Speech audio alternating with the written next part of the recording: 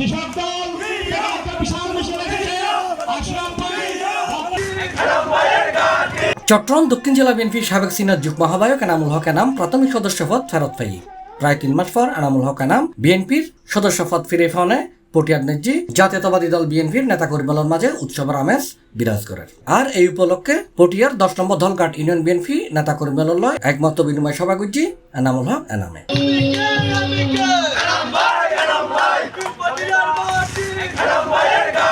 ডিসেম্বরের 27 তারিখ শুক্রবার সন্ধ্যায় এই মত বিনিময় সভা অনুষ্ঠিত হয়। এটা ইউনিয়ন বিএনপি সভাপতি মোহাম্মদ গোলাম হোসেনের সভাপতিত্ব, দলঘাট ইউনিয়ন বিএনপি সাধারণ সম্পাদক নিজামুদ্দিন নাজিমুল সঞ্চালনায় দলঘাট ক্যাম্পর মারদনাজি ইউনিয়নের 4, 5, 6, 7, 8 ও 9 নম্বর ওয়ার্ড বিএনপি, যুবদল, ছাত্রদল, কৃষক দল, স্বেচ্ছাসেবক দল অঙ্গ সহযোগী সংগঠনের যৌথ উদ্যোগে সভানেজি নেতাকর্মী উপস্থিত আছে। জিয়াউর রহমান এই দেশ গঠন করিবার লাই 19 দফা দিয়ে 19 দফা দিয়ে দেশীয় একটা পরিবর্তন ঘটাই দেশীয় স্বনির্ভর বাংলাদেশ গড়ে তুললেন।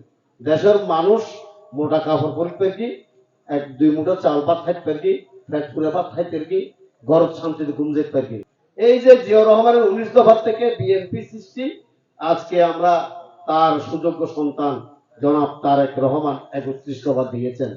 এই 31 দফা 19 দফা দিয়ে দেশের সংগ্রাম স্বনির্ভর বাংলাদেশ করেছেন বিএনপির প্রতিষ্ঠাতা শহীদ রাষ্ট্রপতি জিয়াউর রহমান। 31 দফা দিয়ে আমরা দ্বিতীয় মুক্তিযুদ্ধ যেটাকে আমরা বললাম, আমরা যেটাকে বলি আমরা স্বাধীন হয়েছে এই 31 দফার ভিত্তিতে আমরা স্বাধীন হলাম। অনুষ্ঠানত আমন্ত্রিত অতিথি হিসেবে উপস্থিত আছেন উপজেলা বিএনপির সদস্য সচিব খুরশেদ আলম, প্রধান অতিথি হিসেবে উপস্থিত আছেন পটিয়া উপজেলা বিএনপির যুগ্ম আহ্বায়ক ও দলঘাট ইউনিয়ন বিএনপির সাংগঠনিক সম্পাদক মোহাম্মদ কামাল উদ্দিন। এটা প্রধান বক্তা হিসেবে উপস্থিত আছেন পটিয়া উপজেলা বিএনপির যুগ্ম আহ্বায়ক AK-M জসিমউদ্দিন। বিশেষ অতিথি আছেন পটিয়া উপজেলা বিএনপির যুগ্ম আহ্বায়ক সাইফুদ্দিন আহমেদ, 10 নং দলঘাট ইউনিয়ন বিএনপির সভাপতি মোহাম্মদ সুলেমান বাদল, পটিয়া পৌর যুবদল আহ্বায়ক আফসার উদ্দিন সোহেল, ছাত্রদল যুগ্ম আহ্বায়ক SM নয়ন। এছাড়াও উপস্থিত আছেন দলঘাট ইউনিয়ন যুবদল, ছাত্রদল, স্বেচ্ছাসেবক দল এবং বিএনপি ও অঙ্গ সহযোগী সংগঠনের অসংখ্য নেতৃবৃন্দ।